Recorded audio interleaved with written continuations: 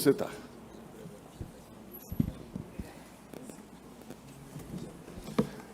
Declaro aberta a 9ª sessão ordinária da sessão especializada em dissídios coletivos, designada para hoje, 11 de outubro de 2019, e faço cumprimentando as senhoras e os senhores ministros, digníssimo representante do Ministério Público do Trabalho, senhoras e senhores advogados e servidores, tudo na esperança de que tenhamos uma tarde alegre e produtiva. Antes de franquear a palavra aos membros do tribunal, eu informo que nós temos alguns processos para retirar de pauta e provavelmente até um ou outro com preferência de advogado, porque estão designados para a sessão em composição plena. E hoje, infelizmente, nós não estamos com a composição plena. O nobre ministro Caputo Bastos está com recomendação médica para repouso. Já na sexta-feira recebi o atestado expedido pelo Serviço Médico do Tribunal. Mas aqui eu só trato desse detalhe para dizer que, além que é justificada a ausência de Sua Excelência, dizer que estamos aqui torcendo para que ele se restabeleça a sua saúde o quanto antes. Então, nós vamos retirar de pauta esses processos que estão marcados para a sessão completa. Peço ao doutor Valério que apregou esses 3 processos.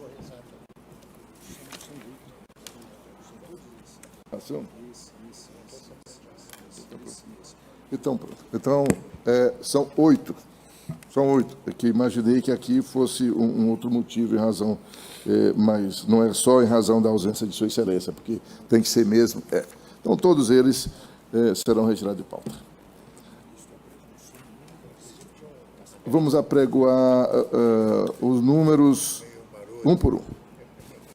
Pode apregar em bloco com os números e o advogado que estiver presente, que tiver alguma dúvida, pode indagar, que nós vamos confirmar aqui. A Secretaria confirmará. Processos a serem retirados de pauta para aguardar composição completa do órgão. Processo RO 1.1907, dígito 21, ano 2017.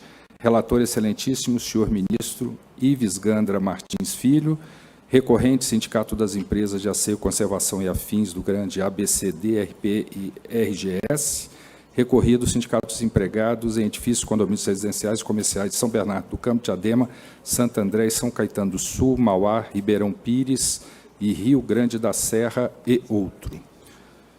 Processo RO 1031, dígito 70, ano 2015. Relator excelentíssimo, senhor ministro Guilherme Caputo Bastos. E o processo AACC 1.639, dígito 49, ano 2018. Relator excelentíssima, senhora ministra Cátia Magalhães Arruda.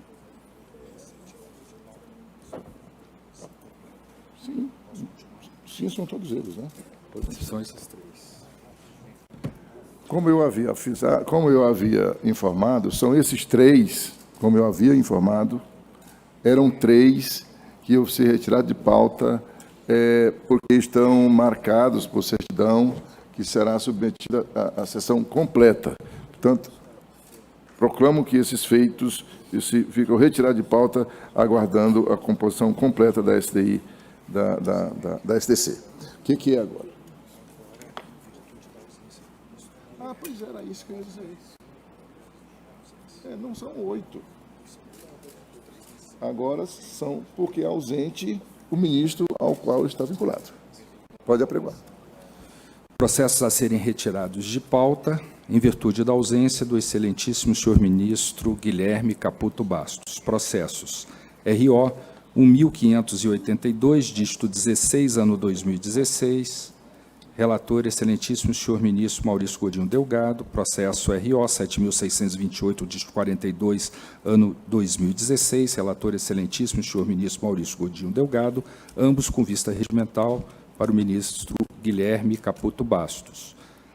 E os processos RO 1.000.2004, dígito 84, ano de 2018, RO 120, dígito 09, ano 2018, e o processo RO 20.245, dígito 69, ano 2018, esses três últimos de relatoria do excelentíssimo senhor ministro Guilherme Caputo Bastos. Sim, o primeiro é do ministro Godinho Delgado, os outros, então, o primeiro e o segundo. Os outros, então, três estão em razão da ausência do nobre... Aliás, todos eles em razão da ausência do nobre ministro Guilherme Caputo Bastos. Como disse, ausência justificada. Então, as retiradas... Acabou, né, doutor Valério? Obrigado, doutor Valério. E agora sim, franqueou a palavra a quem desejar fazer registro ou comunicação. Não havendo, vamos ao primeiro pregão. Tem uma decisão proferida pelo nobre ministro Maurício Godinho Delgado, que traz para submeter a referendo. Não é isso, ministro Godinho? Exatamente. Então, vamos apregoar, ministro Godinho. Relator, excelentíssimo senhor ministro Maurício Godinho Delgado, processo DCG 1.662, dígito 58, ano 2019, suscitante Empresa Brasileira de Correios e Telégrafos, suscitado Sindicato dos Trabalhadores da Empresa Brasileira de Correios e Telégrafos do Estado do Rio de Janeiro e outros.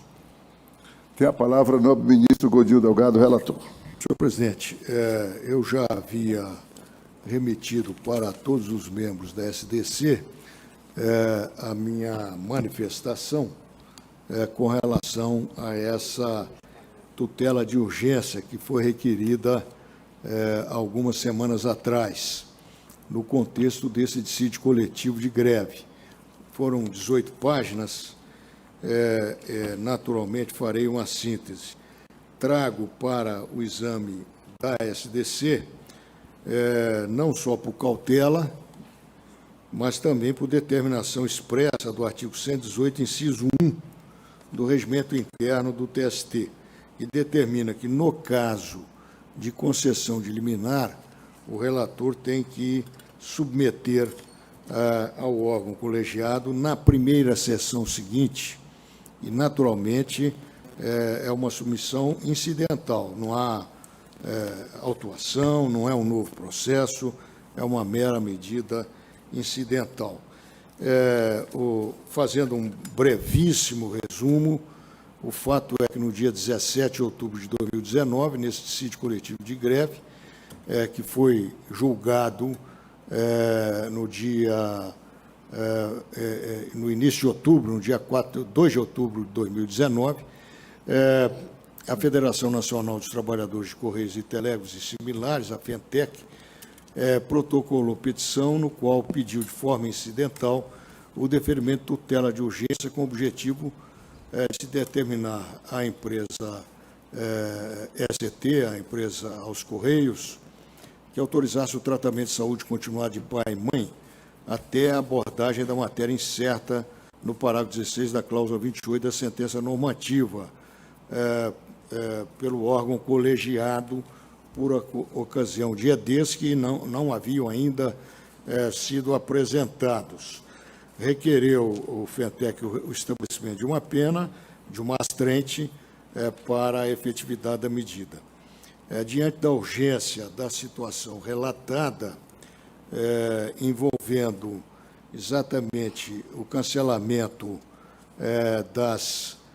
do tratamento de saúde das pessoas envolvidas, eu prolatei uma decisão de algumas páginas, considerando que os elementos legais estavam presentes, qual seja a plausibilidade do direito apontado e também a urgência que é efetivamente manifesta.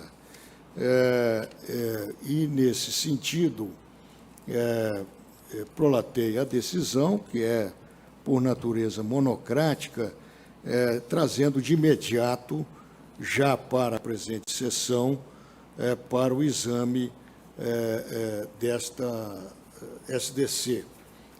A intimação foi feita também com urgência por telefone e por meio telefônico às partes e até o Ministério Público em função da urgência e excepcionalidade da medida. O fato é, presidente, que se trata de uma interpretação do parágrafo 16 da cláusula 28 do Plano de Saúde dos Empregados dos Correios, em função da decisão da sentença normativa do início do mês de outubro. O fato é que fica claro, continuando a síntese, que a própria Postal Saúde entendeu pela existência de controvérsia quanto à interpretação e o alcance do disposto no parágrafo 3º da cláusula 28, segundo informou a Postal Saúde em comunicado à rede credenciada do Plano Correio Saúde, no dia 3 de outubro, abre aspas, os beneficiários, pais e mães dependentes, perderam a condição de elegibilidade no plano de saúde. A única exceção é com relação àqueles que estão internados ou em tratamento continuado, conforme definido por aquele tribunal, os quais, aí sublinho em negrito, terão direito à assistência até a alta médica. Essa é a expressão da própria Postal Saúde. No dia 11 de outubro de 2019, ao explicitar as mudanças no plano de saúde dos Correios, após a sentença normativa prolatada por essa SDC, os Correios informaram a imediata interrupção de fornecimento de medicamentos quimioterápicos para pais e mães dependentes do plano de saúde, orientando ainda os antigos usuários, abre aspas, que recebam quimioterápicos orais ou que estão em tratamento continuado ou que tiveram as terapias domiciliares finalizadas, a buscarem uma alternativa para dar continuidade ao tratamento de saúde. Em acréscimo, a empresa alertou que, aspas, caso o beneficiário afetado pela decisão do TST utilize o serviço do plano de saúde, a operadora cobrará integralmente do usuário os valores dos procedimentos realizados. Aqui eu cito o documento empresarial. Portanto, está claro aqui que há necessidade de um esclarecimento, de uma interpretação da norma enfocada. É apenas esse o tópico em questão. E eu, buscando a jurisprudência, inclusive do Supremo Tribunal Federal, eu cito aqui uma decisão do ministro Celso de Mello, de 2018, de julho de 2018, referindo-se ao direito fundamental à saúde, onde está dito que a jurisprudência desse Supremo Tribunal consolidou-se no sentido de resguardar a defesa do direito fundamental à saúde, em suas múltiplas dimensões, encarecendo-se em diversos julgados a recorrente, aspas, necessidade de intervenção do judiciário para a garantia de seu núcleo essencial, afeto, como dito, a dignidade da pessoa humana.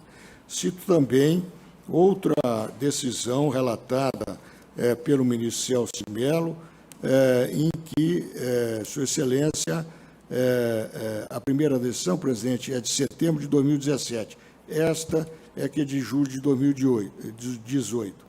O Brasil foi signatário da Declaração Universal dos Direitos do Homem, de 10/12/48, em cujo artigo 25 se previa o direito de todo ser humano, abre aspas, a um padrão de vida capaz de assegurar a si e a sua família saúde e bem-estar.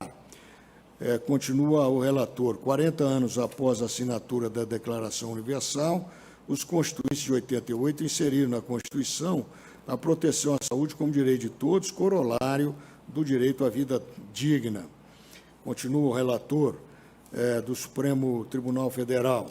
A Constituição brasileira também enumerou a saúde no título que dispõe sobre os direitos e as garantias fundamentais, no capítulo dos direitos sociais, estabelecendo que a Constituição põe ainda que as ações e os serviços direcionados à saúde da população são de relevância pública.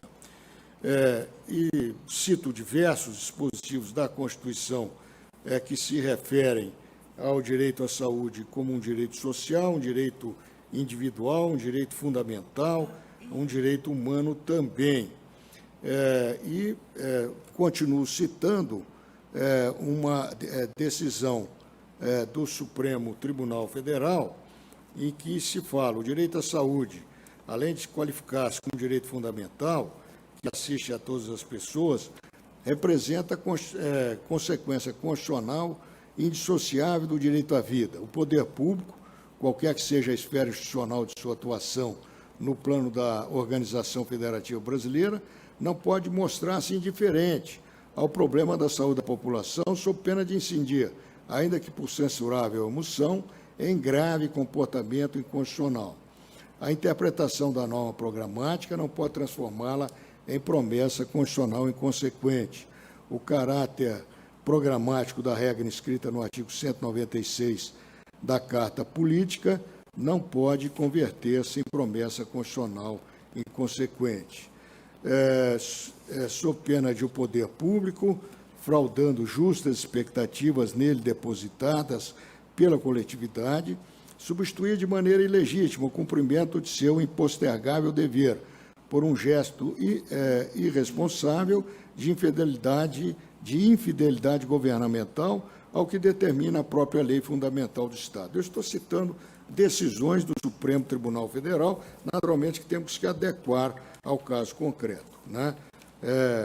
Por essa razão, volto aqui a citar não só a Constituição, mas também a Lei 8080, de 1990, que trata exatamente do tema que envolve a presente cláusula, embora não de uma maneira integral. Tanto a Constituição quanto a Lei 8080 de 1990 enfatiza o dever do Estado de garantir a saúde e, sendo esse dever, não exclui o das pessoas, da família, das empresas e da sociedade. Isso é o que está no artigo 2º, parágrafo 2º da Lei 80 de 1990. Está bastante claro que esse direito fundamental não afasta uma eficácia no âmbito privado, que é aquela eficácia dita horizontal ou diagonal, já sobejamente mencionada pela doutrina e também por decisões do Supremo Tribunal Federal. Por essa razão, enfatiza também, em outro julgado de agosto de 2018, o Supremo Tribunal Federal. Estou sempre fazendo uma síntese, presidente, já estou na página 12, que é como eu sempre apresento os meus votos, sinteticamente, e todos, naturalmente, ficarão à disposição de toda a comunidade jurídica, das partes e de todos os interessados. Diz a Suprema Corte: a tutela do direito fundamental à saúde do cidadão brasileiro é urgente. A segurança e a previsão dos usuários dos planos de saúde, quanto a seus direitos, também. Saúde não é mercadoria, vida não é negócio, dignidade não é lucro, cito o Supremo Tribunal Federal. Direitos conquistados não podem ser retrocedidos, sequer instabilizados. Por isso, o cuidado jurídico continua o Supremo Tribunal Federal, com o tema relativo à saúde e objeto de lei, quer dizer, norma decorrente do devido processo legislativo. No Estado Democrático de Direito, somente com ampla discussão na sociedade, propiciada pelo processo político e amplo debate, permite que não se transforme em atos de mercancia o que o sistema constitucional vigente acolhe como direito fundamental e imprescindível à existência digna. Temos que, naturalmente, fazer a adaptação ao contexto enfatizado no presente processo.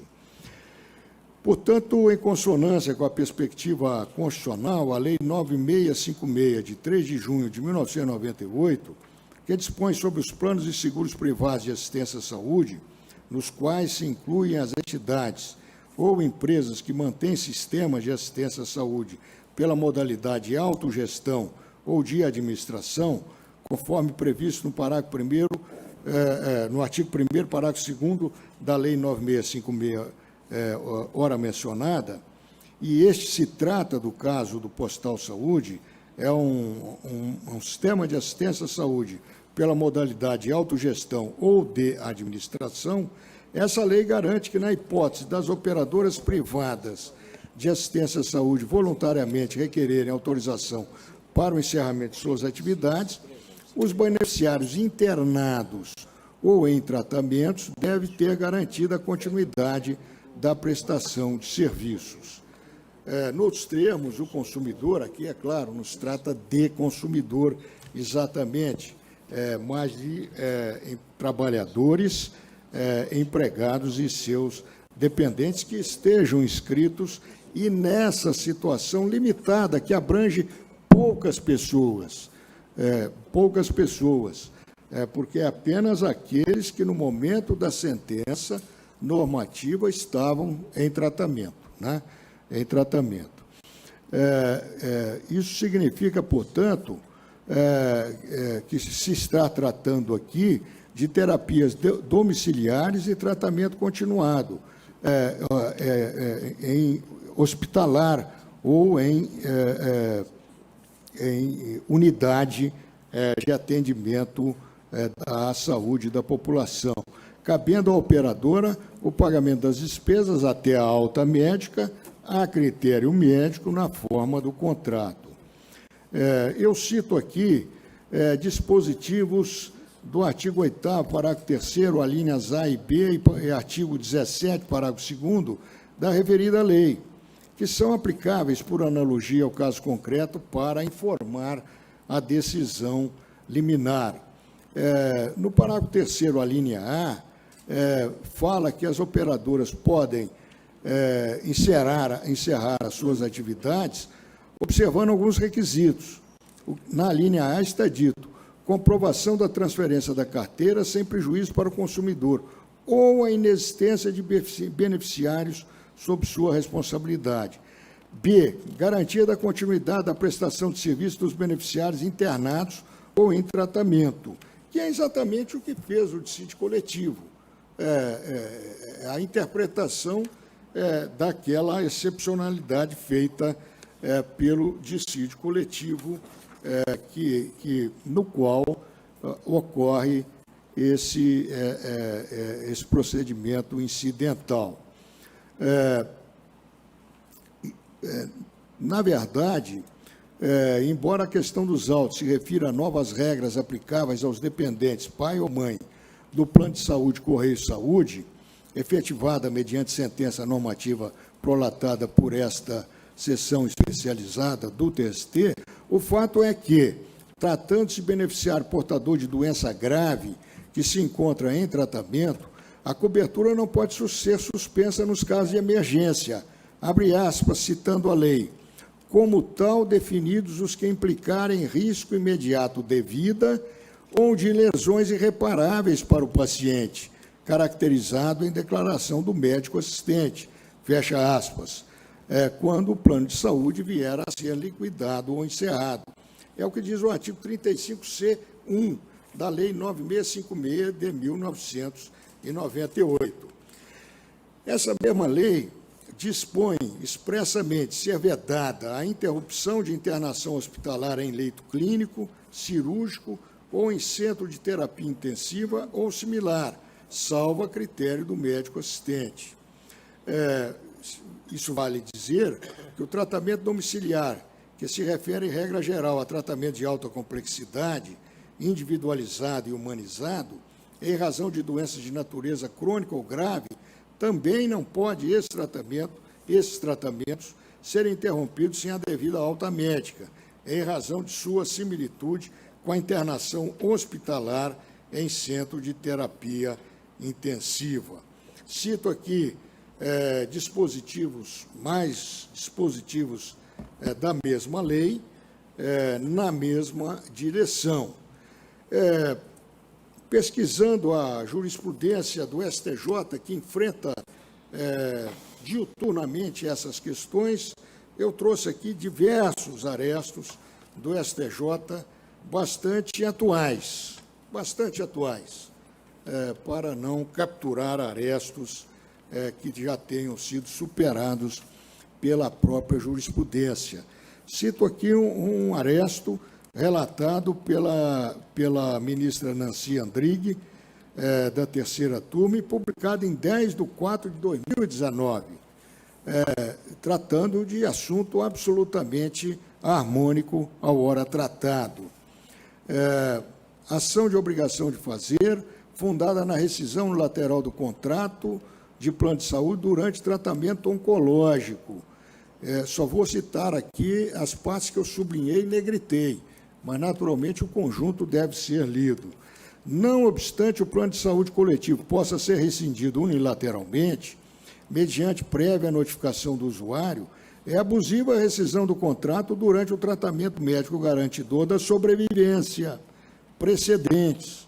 Ante o entendimento dominante no tema nas turmas de direito privado, está se referindo ao STJ, aplica-se, no particular, a súmula 568 do STJ. Cito também, no próprio STJ, outro acórdão relatado pelo ministro Luiz Felipe Salomão, e também deste ano de 2019, de fevereiro de 2019, sobre rescisão de plano de saúde. E no tópico que eu estou negritando e sublinhando, trata-se de rescisão de plano de saúde, de contrato de plano de saúde.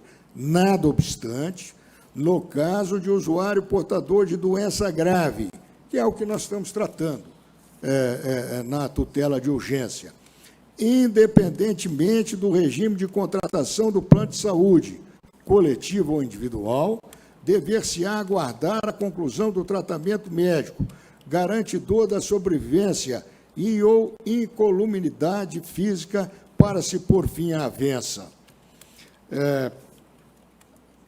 Busco ainda um acórdão lavrado pelo ministro Moura Ribeiro, de outra turma do STJ, e do mês de outubro de 2019, sobre o mesmo tema, a resilição ou resolução, extinção ou rescisão de plano de saúde privado.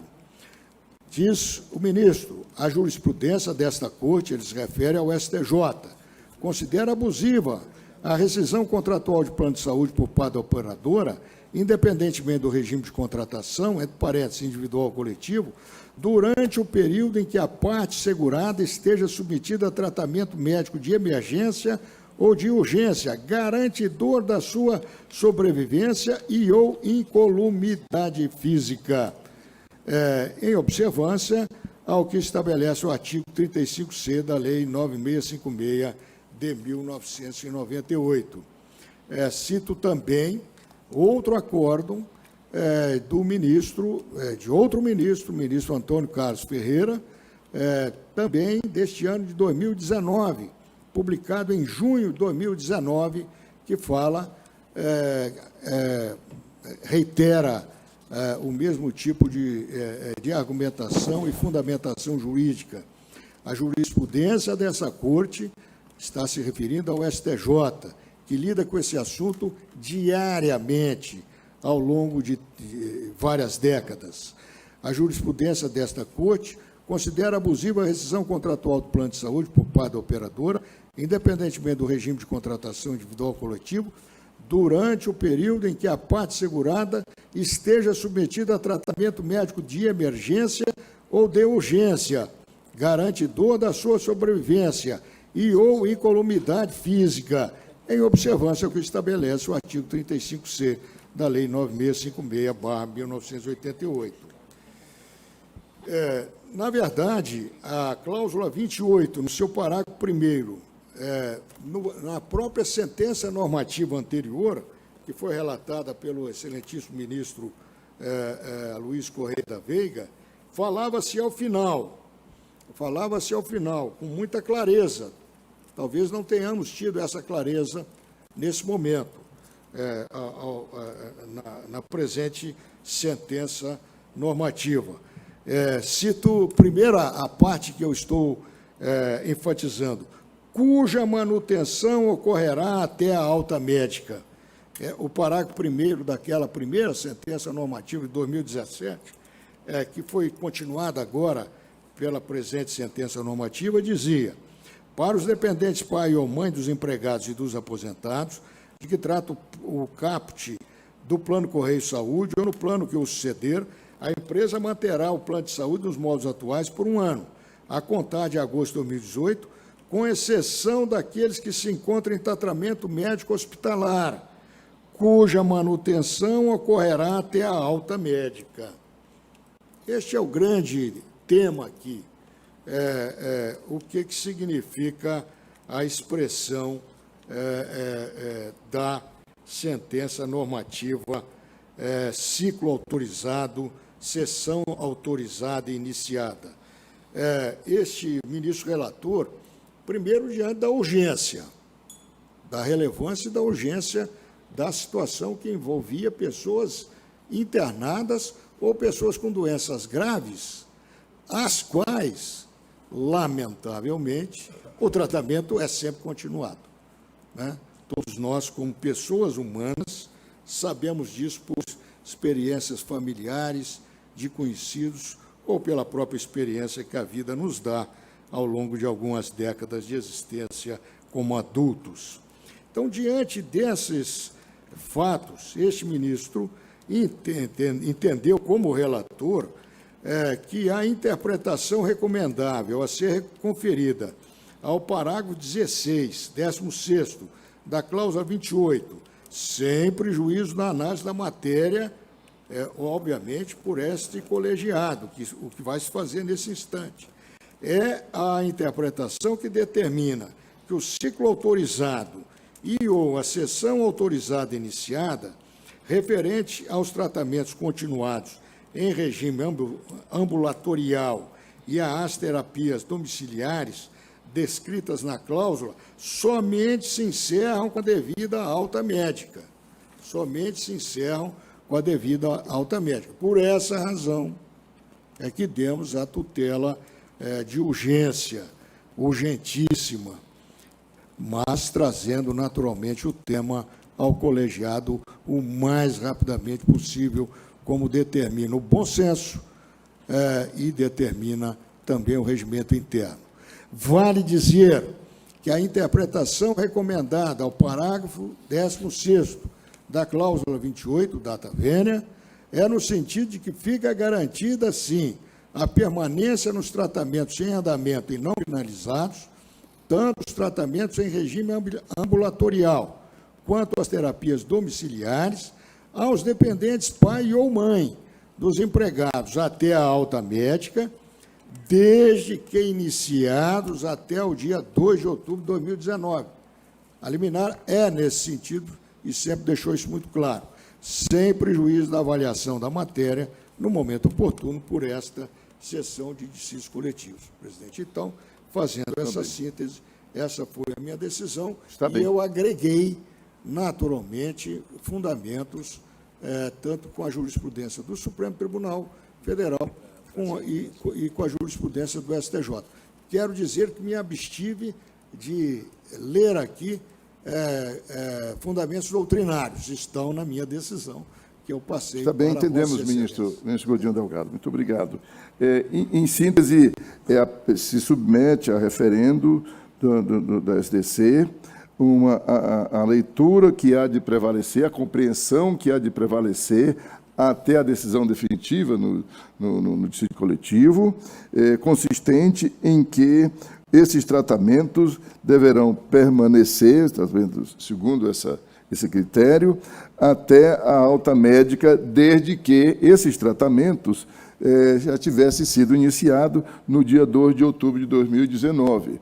O mais são os argumentos preliminares do nosso eminente ministro Godinho Delgado, relator, e eu quero sublinhar que essa decisão liminar, conquanto bem detalhada com doutrina e jurisprudência, até no âmago dela, é sem prejuízo da análise da matéria em ulterior deliberação, né, em juízo definitivo, lá no julgamento do mérito dessa pretensão. Indago se há alguma dúvida, alguma divergência. Eminente ministro Ives. Eu ia pedir para fazer a emenda, mas você... Não, mas, senhor presidente, me parece que, apesar de todos os fundamentos bastante consideráveis do ministro Maurício Godinho Delgado, a questão me parece muito simples. O ministro Maurício, com toda essa fundamentação de discussão do direito à saúde, com precedentes do STJ, com precedentes do Supremo, está quase que reabrindo a discussão que nós travamos quando decidimos a matéria em relação ao dissídio coletivo dos Correios, o dissídio coletivo de greve. Ou seja, nós tínhamos a cláusula 28, parágrafo 1º, foi mantida por 1 ano a mais, ou seja, vai se manter efetivamente os pais e mães no plano de saúde e, como Vossa Excelência bem lembrou no parágrafo 1º, cuja manutenção ocorrerá até a alta médica. Essa foi a decisão do ministro, que era relator, o ministro Aloísio, e que fez com que aquilo que era para terminar há 1 ano atrás se esticasse por mais 1 ano, se desse essa benesse, mantendo os pais e mães no plano de saúde. Vem o Tribunal Superior do Trabalho e decide o quê? Eu estou aqui com a certidão, se indeferiu o pedido de fixação de regra para a criação de plano de saúde para pais e mães, ou seja, esse parágrafo 1º caiu, no sentido de que esse plano não existe mais, não vai ser criado mais um plano para os pais e mães. Existe uma regra de transição, que foi a segunda opção do voto de Vossa Excelência, quando nós julgamos a matéria. Eu abri divergência e disse, voto com o ministro Maurício Godinho Delgado na segunda opção que Vossa Excelência colocou. E assim foi aprovado, por unanimidade, a permanência dos tratamentos em andamento e não finalizados da seguinte forma. Se criaram, senhor presidente, três hipóteses distintas, como diria Descartes, claras e distintas, quanto às internações hospitalares até a alta. Segundo, quanto aos tratamentos continuados em regime ambulatorial, hemodiálise, diálise, terapia imunológica, quimioterapia, quimioterápicos orais, radioterapia, até o fim do ciclo autorizado. E terceira hipótese, e as terapias domiciliares, oxigenoterapia, fonoaudiologia domiciliar, internação domiciliar e fisioterapia domiciliar, até o fim das sessões autorizadas e iniciadas. Então, 3 hipóteses, até a alta, um grupo, até o fim do ciclo todo autorizado, e a terceira, mais restritiva, até o fim das sessões autorizadas e mais, e iniciadas, não é só autorizadas, iniciadas. Pois bem, o que é o voto, a conclusão do ministro Maurício Godinho Delgado? Este ministro relator entende que a interpretação recomendável, está recomendando, seja a de que é a que determina que o ciclo autorizado, que era a hipótese 2, e a sessão autorizada iniciada, que era a hipótese 3, referente aos tratamentos continuados em regime ambulatorial e terapias domiciliares descritas na cláusula, somente se encerrem com a devida alta médica. Ou seja, na interpretação, aquilo que nós decidimos aqui, a unanimidade, com 3 hipóteses, todas viraram uma hipótese só, tudo alta médica. Quando nós entendemos que era razoável aprovarmos a decisão naquele sentido. Nós estamos em sede de tutela de urgência. O artigo 300 do CPC, ele exige as duas coisas. Não só o perigo da demora, mas também elementos que evidenciem a probabilidade do direito. Ora, da simples leitura da decisão, que nós discutimos muito aqui na sessão, concordamos que era necessário, exatamente por todos os princípios que foram elencados pelo ministro Maurício Godinho Delgado, pelas decisões que foram trazidas por Sua Excelência nesse momento, nós decidimos naquele sentido, de diferenciar 3 segmentos. Nós não podemos, em tutela de urgência, que depende de demonstrar o direito, que realmente a interpretação é alta para todos, nós não podemos deferir essa tutela de urgência pensando aqui, como foi posta pela FENTECT, até que se decidam embargos de declaração que serão opostos oportunamente.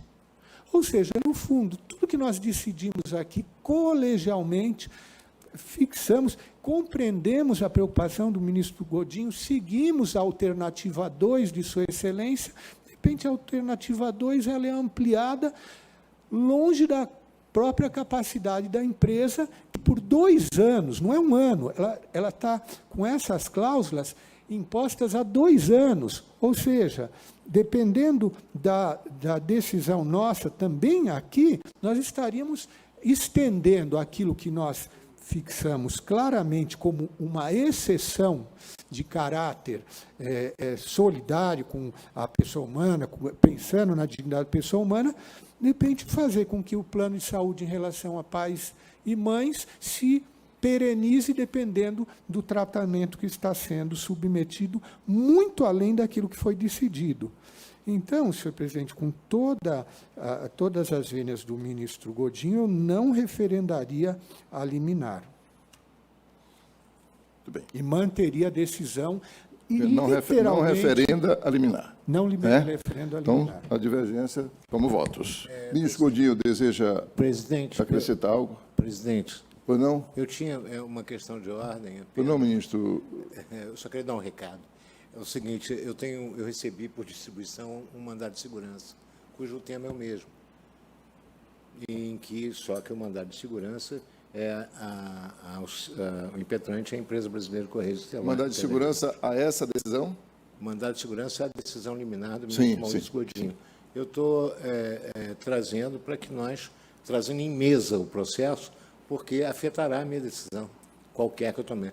Eu recebi o mandado de segurança e, antes de decidir sobre qualquer liminar, eu pedi informações à Sua Excelência, o ministro Maurício, tido como autoridade coatora. Então, e como se trata do mesmo fundamento, e a ratificação ou não da liminar esvaziará naturalmente o mandado de segurança, eu trago a consideração dos senhores em mesa para que nós possamos julgar. Sim, mas há uma questão de ordem que Vossa Excelência que está suscitando. Nós não vamos decidir sobre a questão de ordem. É a suspensão do exame desse referendo em razão do mandado de segurança? Essa é a questão de ordem? Eu estou querendo julgar tudo junto como se irmãozinhos fossem. Porque o mandado de segurança... Então, Vossa Excelência concorda comigo? Eu tenho uma dúvida. Em que consiste a questão de ordem? Suspensão dessa apreciação aqui para aguardar o mandado de segurança? A questão de ordem eu trazer em mesa para que nós possamos decidir o meu mandado de segurança nesta sentada também, porque os temas são conexos, correlatos, o mesmo objeto, as mesmas partes, a mesma causa de pedir e o mesmo ato inquinado, que é naturalmente Então está bem. Como não se pode julgar...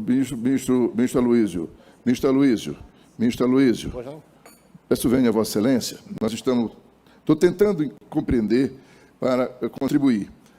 Como não é possível julgar duas questões concomitantemente, nós precisamos eleger a prioritária. Não, a prioridade O que é precede?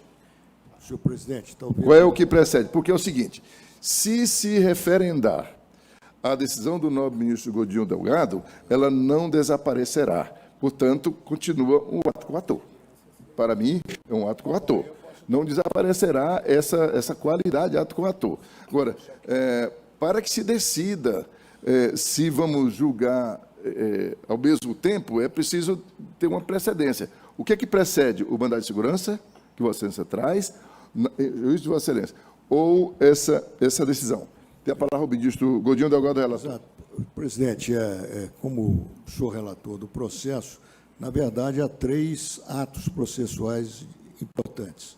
Em termos cronológicos, naturalmente, a decisão deste relator que está aqui em mesa para examinar é o primeiro ato. Por que razão? Porque quando a entidade representativa dos trabalhadores entrou com o requerimento de tutela de urgência, não tinha sido ainda publicada a sentença normativa por razões administrativas. Faltou um detalhe, eu já tinha assinado, mas formalmente não havia começado a correr o prazo para EDES. Mas, como a matéria é de urgência, eu considerei isso irrelevante e, portanto, o ato que nós estamos agora debatendo é o mais antigo, digamos assim, tem precedência. Em segundo lugar, eu também, naturalmente, terei que julgar oportunamente, o prazo ainda está correndo, EDES, eventuais EDES. Já houve a interposição. Sim, ministro Godinho, mas essa é outra fase do processo. Eu vou pedir, vou dar a palavra ao ministro Renato, vou ouvir todos, mas o que nós temos aqui é o seguinte, é uma questão de ordem que haveremos de decidir para saber sobre a precedência. Eu só quero facilitar, eu acho que, Sim, sem dúvida ministro. nenhuma, o que se decidir aqui vai influenciar o restante. Sim, ministro Godinho, mas isso é outro momento histórico. Outro momento histórico. Eu estou tentando compreender e penso que compreendi a questão de ordem. O ministro relator, o ministro Aloísio, tem um mandado de segurança aqui pronto para julgar hoje, que segundo soube. Presidente, é o seguinte, é porque depende do que nós decidirmos aqui, para que não haja decisões contraditórias de futuro. Sim. Se, por exemplo, o colegiado ratificar a liminar do ministro Maurício Godinho, o meu mandado de segurança não perderia de per se o objeto, e eu poderia cassar a liminar,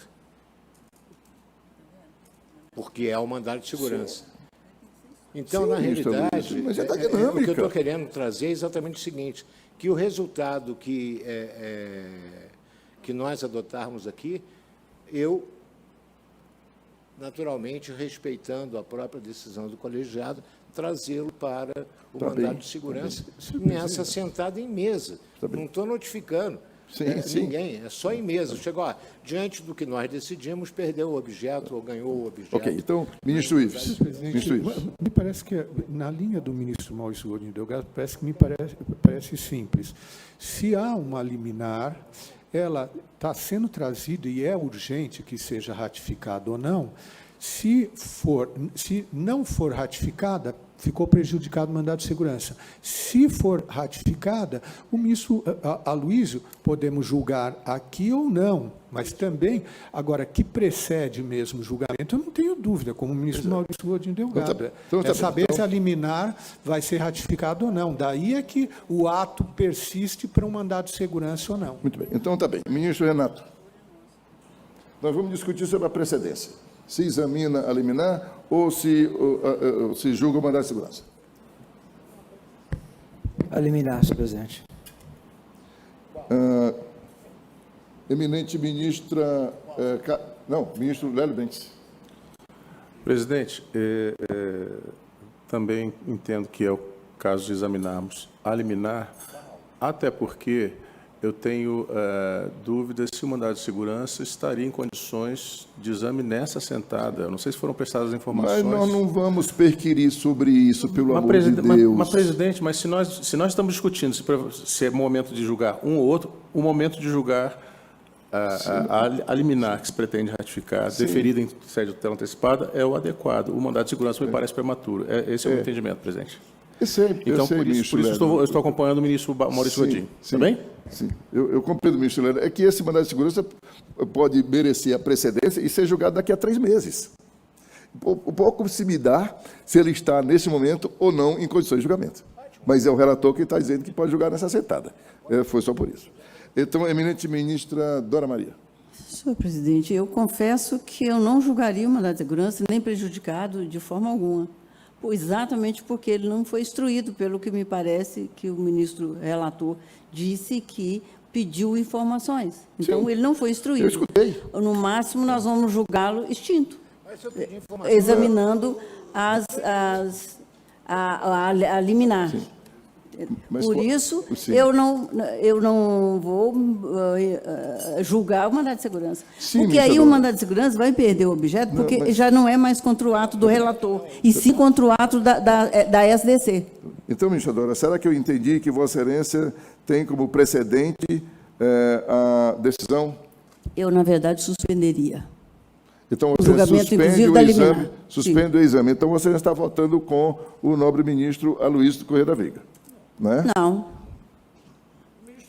Aqui só está querendo trazer, presidente. Eu não estou nem Eu exatamente sei, estou entendi. trazendo aqui para nós decidirmos em conjunto uma questão que eu poderia fazer por decisão monocrática. Sim. Não é? Sim. Também poderia, porque naturalmente nós estamos diante do colegiado competente para julgar a liminar do ministro Maurício.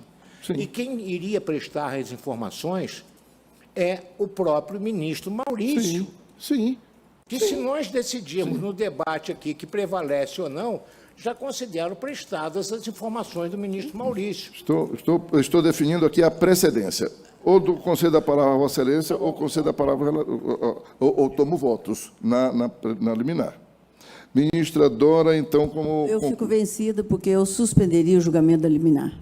Suspende... Até a instrução do mandado de segurança, que viria os dois juntos. Suspende a apreciação. Eminente ministra Cátia Arruda.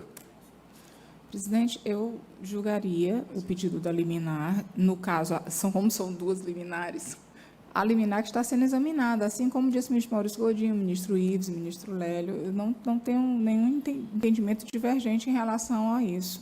Julgaria. Eu fico até com dúvida se é possível mandar de segurança aqui, ou se seria agravo, tenho até dúvida em relação ao procedimento, mas, enfim, não tem nada a ver com isso. Meu entendimento é no sentido de julgar esse momento. Então, está bem. Então, conclui-se que vamos prosseguir no exame da liminar, cujo referendo submete o nobre ministro relator. O ministro Ives não referenda. Como vota a ministra Cátia? Agora, na liminar. Você liminar, pois não, desculpe, presidente. Como eu tinha acabado de votar, fiquei na dúvida. Aqui está me parecendo, presidente, que eu pedi informação, meu gabinete informou que existe um embargo, que foi oposto no dia 6 de novembro. O embargo de declaração já existe, porque parecia que era algo que ainda estava em suposição, logo na primeira manifestação. Então, eu penso que se existe um embargo de declaração, e o tema central do embargo de declaração é esclarecer sobre a extensão desta decisão do dissídio coletivo, a liminar é pertinente, porque ela também está tratando de algo vital, é vida humana, é saúde. Então, nesse sentido, eu peço venha a quem entende de forma contrária, estou acompanhando o voto do ministro Maurício Godinho. Ministro Maurício Godinho. Eminente ministro Renato. Senhor presidente, eu estou com uma dúvida aqui, porque eu encontrei no sistema os embargos interpostos pela empresa, mas não encontrei os embargos interpostos pela federação. Talvez o ministro Godinho possa esclarecer. Porque se nós estamos tratando de uma tutela de urgência, ou ainda não correu prazo para os embargos de declaração, e aí seria pertinente o exame, ou os embargos foram interpostos ou não foram interpostos. Porque se os embargos da federação não forem interpostos, já decorreu o prazo, acho que não há mais o que se examinar em tutela de urgência. Eu não tenho essa informação aqui no sistema. Não sei se o ministro Godinho pode esclarecer. O fato é que o prazo de interposição de embargos não terminou. Por que razão? Como eu fiz uma síntese, não li todos os detalhes. O julgamento da SDC, conforme sabemos, foi dia 2 de outubro. E o acórdão foi firmado por assinatura digital por este relator no dia 7 de outubro, após receber a certidão, que era um processo complexo, naturalmente demora um pouco para a certidão ficar ajustada, né? Então, tão logo eu recebi a certidão, eu assinei. Mas, para o acórdão ser publicado formalmente, e apesar das partes já terem tido ciência, naturalmente, da existência do voto, porque ele está na rede de computadores, na internet, no próprio sistema do tribunal, o fato é que o prazo só começa a correr após a publicação formal da sentença normativa. Sim. E essa publicação formal só aconteceu dia 22 de outubro. Então, os prazos não terminaram, os prazos plenos de apresentação de embargos, de contrarrazões, etc., etc. Então, por essa razão, além disso, o pedido de tutela veio no dia 17 de outubro, antes da própria publicação da sentença normativa. Né? Então, essa decisão ela tinha que ocorrer independentemente de se ter ou não efetivamente desse. Ministro Godinho, independentemente. Ministro Godinho, apenas para contribuir, e com Vossa Excelência e com o ministro Renato, com a Corte, existem 5 embargos de declaração. Tem um da União, um da ABC, o ABCAP, um da Fintech, outro da Findect e outro da ICT. Perfeito, presidente. Eu estou esclarecido, então. Não. Então, eu afasto essa minha dúvida, estou esclarecido em relação a ela. Bem, em relação à tutela de urgência, o que eu penso é o seguinte, o que nós temos que verificar aqui? A interposição de embargos de declaração, pretendendo que se dê a exata dimensão daquilo que foi decidido. Isso tem que ser feito no exame dos embargos de declaração. Então, não entro no mérito da cláusula. O que eu tenho que verificar aqui, como se trata de uma tutela de urgência, é o dano irreparável. E, a meu juízo, se não se considera uma tutela de urgência neste momento e houver um resultado em sentido contrário, o dano não terá como ser reparado mais, porque se trata da vida humana. Então, é por isso, e só por este fundamento, ministro Godinho, pedindo vênia a Vossa Excelência e com ressalva quanto à fundamentação no mérito de Vossa Excelência, e não estou analisando a questão de fundo, apenas por este fundamento é que eu acompanho Vossa Excelência e mantenho a tutela de urgência, até que a matéria seja apreciada nos embargos de declaração. O ministro Renato, me perdoe, mas eu não sei se compreendi o voto de Vossa Excelência. Eu acompanho o ministro Godinho, mas sem entrar na questão da plausibilidade do direito propriamente. Está bem. Ressalva quanto ao exame desde logo da plausibilidade do direito. Acompanho. Está bem. Eminente ministro Lélio Bens. Presidente, o ministro Renato foi absolutamente técnico, cirúrgico no exame da questão. Estamos em sede de tutela de urgência incidental. O que há que se aferir é se há risco de dano irreparável. E há. Nós temos beneficiários do plano que vigorou por longo tempo, submetendo-se a tratamento de hemodiálise, a tratamento oncológico. Não é? A interrupção para até que se decida em sede de embargo de declaração qual é o alcance que se quis dar à cláusula decidida por esta SDC pode sim e possivelmente gerará efeitos devastadores, absolutamente irreversíveis. Então, igualmente como socialista, sem adentrar o debate da questão de fundo, eu acompanho o ministro Maurício Godinho Delgado com os fundamentos do ministro Renato Lacerda Paiva. Eminente ministro Aloysio. Vou decidir na liminar, no mandato de Nós já suspeitávamos. Dá para Vossa Excelência. Presidente, a questão se resume exatamente o que ficou decidido. O tema é dos mais caros com relação à permanência ou não de pai e mãe no plano de saúde dos Correios. Isso foi objeto, inclusive, da decisão no dissídio coletivo anterior, do qual fui relator.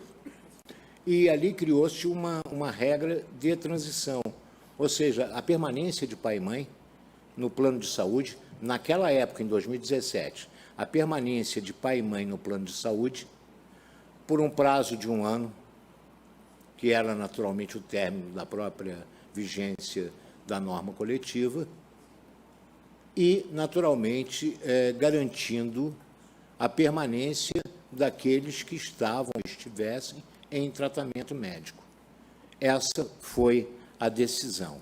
Esse ano, no julgamento do dissídio coletivo, é esse que está obtendo a tutela de urgência do ministro Maurício Godinho Delgado, diz respeito exatamente ao seguinte: assim decidiu o Tribunal Superior do Trabalho na sessão de dissídio coletivos. Fica garantida a permanência dos tratamentos em andamento e não finalizados, da seguinte forma: quanto às internações hospitalares até a alta, quanto aos tratamentos continuados em regime ambulatorial, hemodiálise, diálise, terapia biológica, quimioterapia, quimioterápicos orais, radioterapia, até o fim do ciclo autorizado, e até o fim do ciclo autorizado. E as terapias domiciliares, oxigenoterapia, fonoaudiologia domiciliar, internação, até o fim das sessões autorizadas e iniciadas.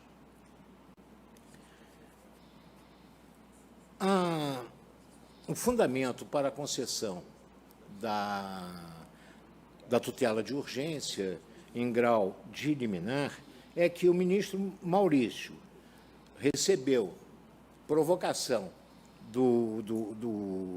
da categoria profissional, afirmando que o plano de saúde, os Correios têm deferido a continuidade de tratamentos quimioterápicos para dependentes pais e mães e também a entrega de medicamentos quimioterápicos, o que reduz a possibilidade de cura ou pode ocasionar risco acentuado à vida. Naturalmente, essa é a reclamação da categoria profissional. Continuidade de tratamentos quimioterápicos para dependentes pais e mães e também a entrega de medicamentos quimioterápicos, que reduz a possibilidade de cura.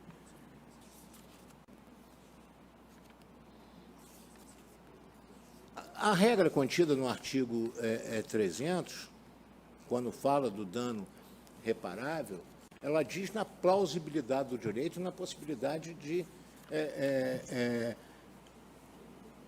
modificação daquilo, da situação existente. Nós temos uma decisão em grau de dissídio coletivo que estabeleceu um conteúdo. É esse conteúdo que se quer alterar. Agora, é preciso entender o seguinte: essa liminar vigeria até o trânsito em julgado dessa decisão, porque, na realidade, ou, naturalmente, uma eventual alteração da decisão em grau de embargos de declaração. Porque essa a pretensão ali, em grau de embargos de declaração, eu vou pretender o quê? A modificação da decisão contida no dissídio coletivo. Porque a decisão no dissídio coletivo não afastou, manteve a transição de pai e mãe para aqueles que estão em tratamento. Agora, a questão maior aí diz respeito ao seguinte: o que é o tratamento? É a continuidade para aqueles que ingressaram ou que estavam já utilizando o plano de saúde, se permaneceriam. E é essa a questão que se está a decidir. Se esses quimioterápicos fazem parte do tratamento, que já estavam sendo naturalmente administrados aos pais e mães que estavam no plano de saúde, ou se é um ingresso novo no plano de saúde. Interpretação da norma, da própria regra da decisão no dissídio coletivo. Há uma dúvida brutal nessa história. Eu não quero ficar com a palavra de honra, não quero ficar com a consciência, não é, voltada para uma responsabilidade nesse sentido. Acho que eu vou manter a liminar do ministro Maurício, até naturalmente a decisão diante desses fatores com relação a todo esse tratamento quimioterápico que já é pré-existente, não é pós-existente. Você acompanha estou acompanhando o nobre relator. Eminente ministra Dora Maria. Senhor presidente, eu estou entendendo aqui que, com a liminar que foi deferida, que ela seria mantida até a decisão definitiva dada pelo órgão colegiado, o que não está claro se é o trânsito em julgado ou a alteração do dissídio coletivo. O que o ministro Renato e o ministro Lélio votou foi mantida liminar até a decisão dos EDs. Porque nos EDs vão esclarecer ou não, vão manter a decisão da SDC, porque, na verdade, a liminar está alterando a decisão da SDC. Isso é definitivo. Agora, nós vamos dar nova interpretação nos EDs? Essa é a questão. Então, neste aspecto, eu fico com manter a liminar até o julgamento dos EDs, não decisão definitiva, como está na liminar deferida pelo ministro Maurício Godinho. Não, eu estou dando até os EDs também, hein? Porque os EDs seria o caminho, perdoa, presidente, eu interromper, mas os EDs seria o caminho necessário para exatamente dar o alcance da norma. E só peço, para completar, julgo prejudicado o meu mandado de segurança, liminarmente agora, monocraticamente agora. O ministro Aloysio, a competência desse mandado de segurança é do órgão especial. É do órgão. Que é um ato do ministro tribunal, é lá do órgão especial. Sim, mas Vossa Excelência tem juízo suficiente, porque o juízo é de Vossa Excelência. Tá bem? Então, Senhor presidente, só esclarecer, não, em nenhum momento eu disse, até houve esse pedido por parte da federação, até o trânsito em julgado. Isso não está escrito em nenhum momento. Vossa Excelência disse até a decisão de juízo definitivo. Vossa Excelência disse decisão em juízo definitivo, o que não é o caso em embargo de declaração. A divergência está em que Vossa Excelência remete para o juízo definitivo deste colegiado, e o ministro Renato... Sim, deste colegiado. O ministro Renato, ministro Lélio, ministra Dora, ministro Aloysio restringem a liminar até a decisão a ser proferida nos embargos de declaração, que não é juízo definitivo. Essa é a divergência. Tá bem? Ministra Kátia. Também, presidente, até os embargos de declaração, julgamentos de embargos de declaração. Bom, então falta me votar, porque o nobre ministro Ives não referenda, né? Ministro Ives não referenda. Eu também estou votando com o nobre ministro relator, com a limitação até o juízo a ser proferido em embargo de declaração, porque a sede, então, em que deve ser discutida essa questão não fora eles interpostos. Também faço aquela ressalva que fez em primeira mão o ministro Renato, em que sem ingressar no exame da pretensão deduzida na cláusula 28, que a cláusula 28 deseja, e aí sim será objeto de decisão definitiva no julgamento do recurso ordinário. Mas, ministro Godinho, eu estou pedindo venha a Vossa Excelência para também restringir a liminar ao julgamento dos embargos de declaração opostos. Bem? E proclamo que, por maioria de votos... Senhor presidente, eu não fico vencido nisso, porque a federação pediu o trânsito em julgado. O trânsito em julgado pode ser no Supremo Tribunal Federal, etc., etc. Então, obviamente, eu imaginei que nessa sessão haveria uma decisão que poderia ser definitiva, mas não foi. Só vai ser definitiva no próximo recurso, que são os EDs, que nós vamos julgar todos juntos. Não, definitivo não. Não, definitivo é no julgamento do recurso ordinário. Não, sim, presidente. Recurso ordinário. Nos EDs ainda não é definitivo. Não, definitiva para... onde para a compreensão a SDC esgota o seu exercício jurisdicional. Aí, se a parte for entrar com recurso, é outra coisa.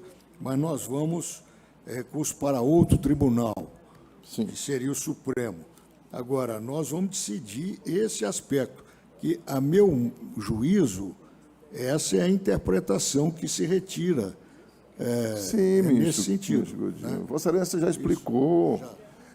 Eu só estou explicitando o seguinte, que aqui é o seguinte, por maioria de votos, referenda-se a decisão liminar de Vossa Excelência. Vencido o nobre ministro Ives, que não a referenda. Em sede de explicitação, Vossa Excelência fica vencido porque, em razão da amplitude que dá.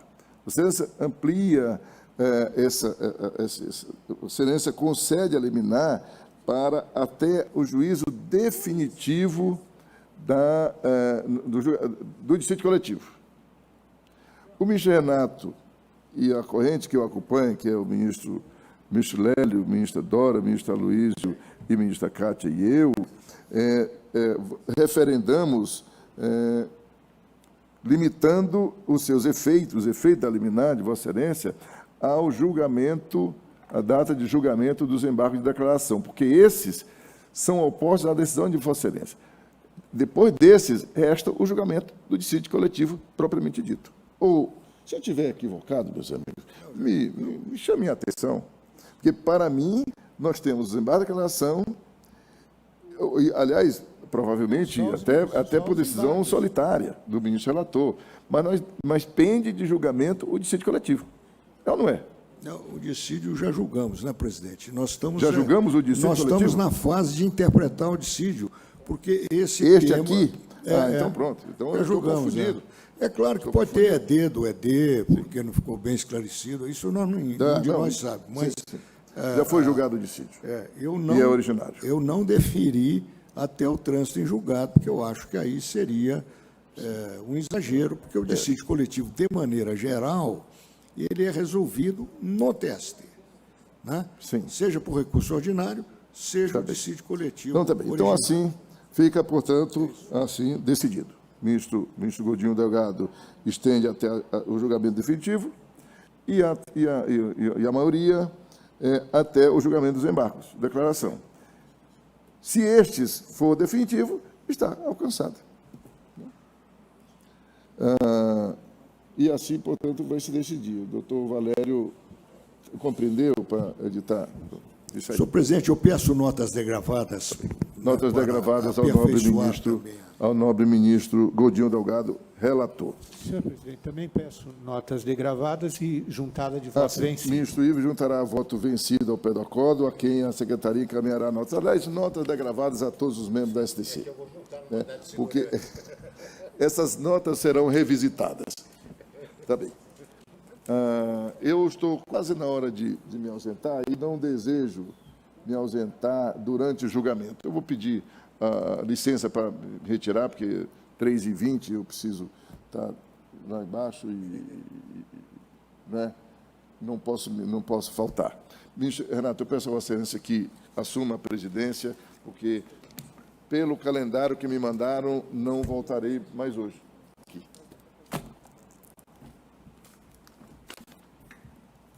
Aqui, tudo é certo. Meu amigo, obrigado. Hein?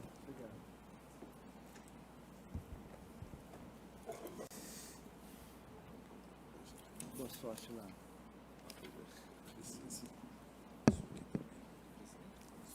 Isso aqui, beleza. Boa tarde a todos. Assumo a presidência da SDC e, como faço de